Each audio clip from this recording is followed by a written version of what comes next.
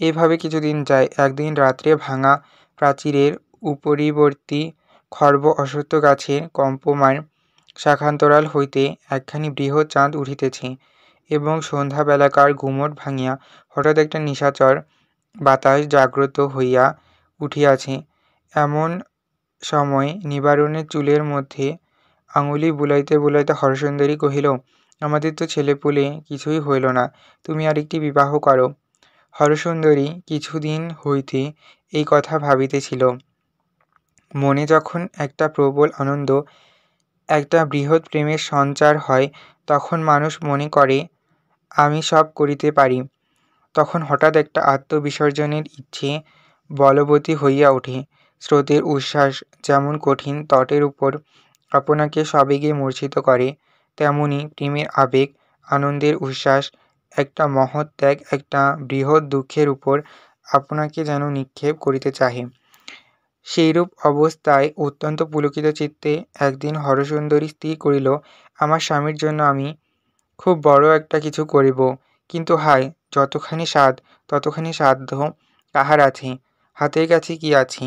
কি দেওয়া যায়? ঐশ্বর্য নাই, বুদ্ধি নাই, ক্ষমতা নেই, শুধু একটা প্রাণ আছে।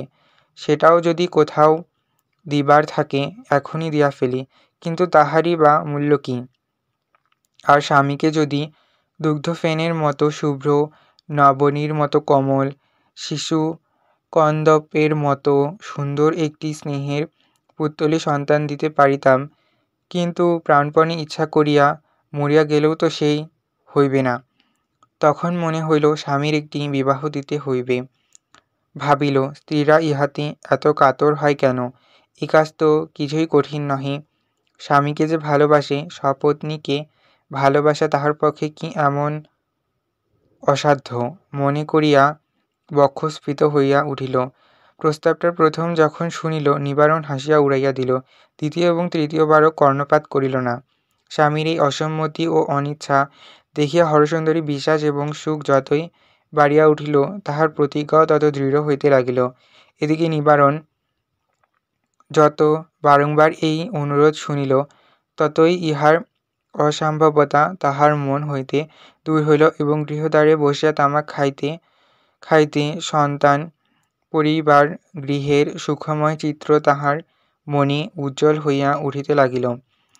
একদিন নিজেই প্রসঙ্গ উত্থাপন করিয়া কহিল, বুড়া বয়সে একটি কচি খুকিকে বিবাহ করিয়া আমি মানুষ করিতে পারিব না।